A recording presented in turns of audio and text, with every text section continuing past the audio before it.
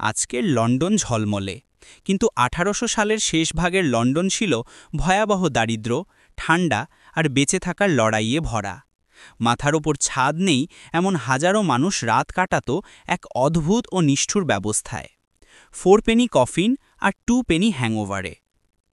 4 Penney coffin, জীবিত মানুষের ঘুমের কবর। মাত্র 4 পেনি দিলেই মিলত সরু কাঠের একটা বাক্স, পাতলা এক টুকরো কম্বল, ছোট্ট বালিশ। বড় একটি ঘরের ভেতর সারি সারি সাজানো থাকত এই বাক্সগুলো। নামের মতো এটি সত্যিই ছিল কফিনের মতো, ঠিক একজন মানুষ শুয়ে থাকার জায়গা, আর কিছুই নয়। তবু গরিব মানুষের কাছে এটা ছিল রাতে বেঁচে থাকার নিরাপদ জায়গা। বৃষ্টি লাগত না, চুরি ছিনতাইয়ের ভয় কম, পুলিশ তেমন বিরক্ত করত না। এটাই ছিল তাদের লাক্সারি। 2 পেনি হ্যাংওভার, দড়ির ওপর ঝুঁকে ঘুম। আরও দরিদ্রদের জন্য ছিল আরও ভয়ানক ব্যবস্থা। মাত্র 2 পেনি দিলেই ঘুমানোর জায়গা, কিন্তু এটা ছিল কাঠের বেঞ্চের সামনে শক্ত একটা দড়ি টানানো। মানুষ সেই দড়ির ওপর ঝুঁকে ঘুমাত। না কম্বল, না শোয়ার জায়গা। অস্বস্তিকর, ব্যথাদায়ক, তবু হাজারো মানুষের একমাত্র আশ্রয়।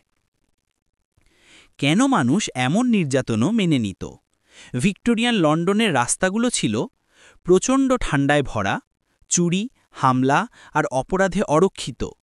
ওয়ার্কহাউসগুলো ইচ্ছাকৃতভাবে অস্বস্তিকর রাখা হতো। লজিং হাউসগুলো ছিল নোংরা, ব্যয়বহুল ও বিপজ্জনক। এই সব কিছুর মধ্যে 4 পেনি কফিন আর 2 পেনির দড়ি ছিল মানুষের বেঁচে থাকার বাধ্যতামূলক সমাধান।